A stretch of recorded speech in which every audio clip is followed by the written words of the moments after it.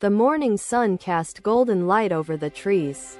The air carried the scent of earth and blooming lotus. Buddha sat beneath a great banyan tree. His disciples formed a quiet circle around him, their robes fluttering in the breeze. Ananda looked at Buddha with earnest eyes. "Master, why does the world suffer?" he asked. Buddha traced a pattern in the dust. Suffering arises from grasping.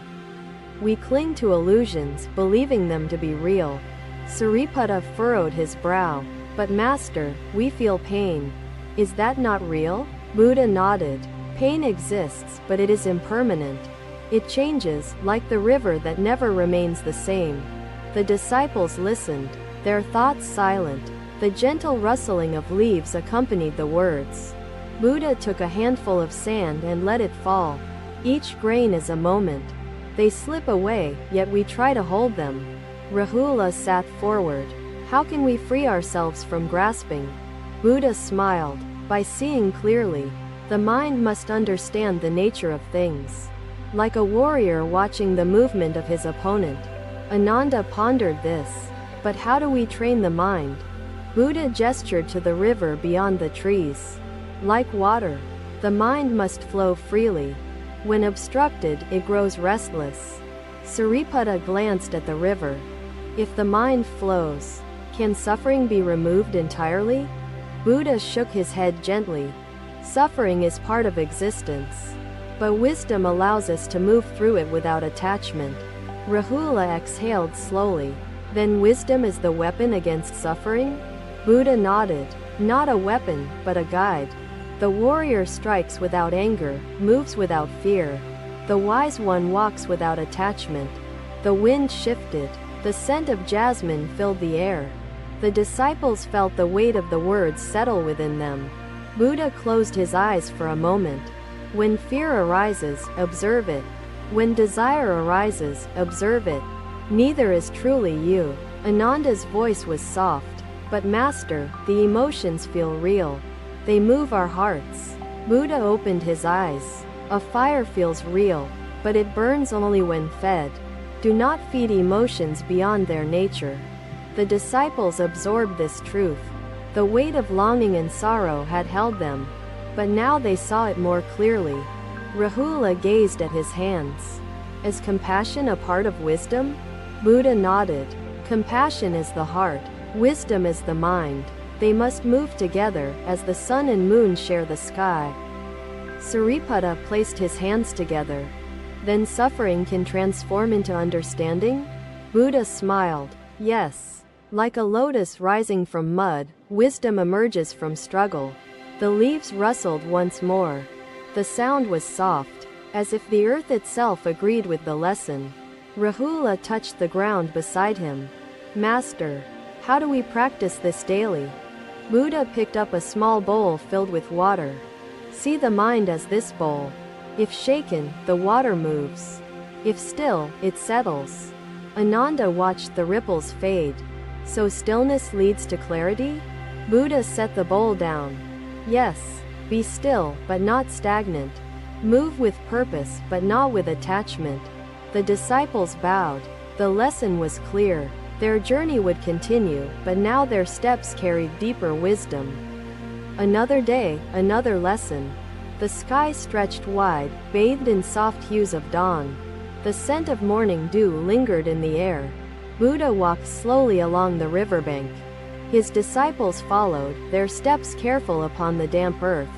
Silence carried wisdom between them. Ananda looked at the flowing water. "Master, yesterday we spoke of suffering. How does one remain steady when emotions rise?" Buddha pointed to the river. "Watch its movement. It bends around obstacles, never resisting, never stopping. The mind must learn from water." Rahula furrowed his brow. "But Master, the river is powerful. Does wisdom require strength?" Buddha smiled.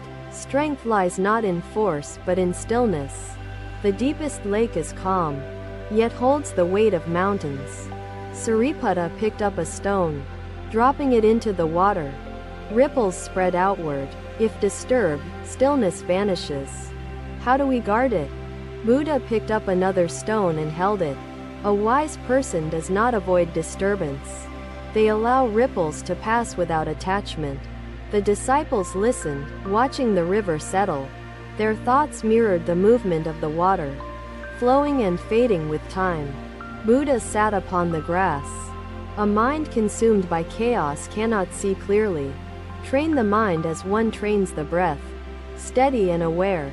Ananda nodded. Master, is control necessary? Buddha gazed at a bird gliding above the trees.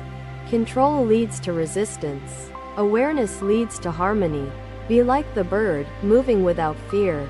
Rahula exhaled. Is wisdom the absence of thought? Buddha shook his head. No. Wisdom is seeing thought for what it is. An echo, not the source. Recognize its nature, and it will not bind you. The disciples sat in contemplation. The wind stirred the leaves, carrying the scent of earth and time. Stillness settled within them. Buddha picked up a single leaf. Each leaf follows the wind, yet remains whole. Let the mind do the same. Sariputta ran his fingers along the bark of a tree. Master, if thoughts arise, do we silence them? Buddha placed the leaf upon the water. Silencing is resistance. Observe the thought, allow it to pass, and its weight will not hold you. Ananda pressed his hands together. Master, if suffering persists, how do we remain unshaken? Buddha closed his eyes. Suffering is a shadow. It moves with light, disappears with darkness. The wise remain centered, neither chasing nor fearing it. Rahula breathed deeply. Master, does attachment always bring suffering? Buddha opened his eyes. Attachment is grasping at the wind. The hands remain empty, yet the mind believes they hold something real. The disciples bowed. The lesson settled deep within them. The river continued its journey, carrying wisdom upon its waves. Another day, another lesson. The sun sank low, casting amber light upon the quiet hills. A soft breeze carried the scent of dusk. Buddha walked among his disciples. His steps slow, deliberate. The air was thick with the murmurs of distant travelers returning home. Ananda looked at Buddha with reverence. Master, yesterday we learned of stillness. What follows after clarity is gained? Buddha gazed at the horizon. After clarity comes action.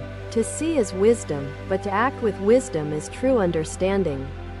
Rahula bowed his head. Master, how does one act with wisdom? Buddha picked up a fallen branch, holding it gently, with care, like carrying this branch, lightly, without harm, without attachment. Sariputta considered this. Master, if action brings consequence, should we fear our choices? Buddha placed the branch upon the earth. Fear arises when the heart clings to results. Act with love, and the burden is light. The disciples listened, the evening wind moving through their robes. Truth settled upon them like the hush before nightfall. Buddha pointed to the distant village. Compassion must follow wisdom. Knowledge without love is empty. A warrior fights not for himself, but for others. Ananda folded his hands. Master, is love a path to enlightenment? Buddha smiled. Love without grasping leads to freedom. Love with attachment leads to suffering. Choose the path with awareness. Rahula touched his chest. Master, I feel love for the world, yet it pains me. Why? Buddha placed a hand upon Rahula's shoulder. Love must be given, not held. The river does not cling to the water it carries. The disciples sat in thought. The world was vast, yet Buddha's words made it feel within reach. Sariputta turned his eyes to the sky. Master, if we love without grasping, will suffering end? Buddha nodded gently. It will transform. Pain will not vanish, but wisdom will make it a teacher instead of a tormentor. Rahula exhaled deeply. Master, what is the greatest action one can take? Buddha gazed at his disciples with warmth. To lift another from suffering. To give without expecting. To love without fear. The stars began to emerge. One by one. The lesson had ended. but its light would remain within them forever. Suffering arises when we mistake impermanence for loss.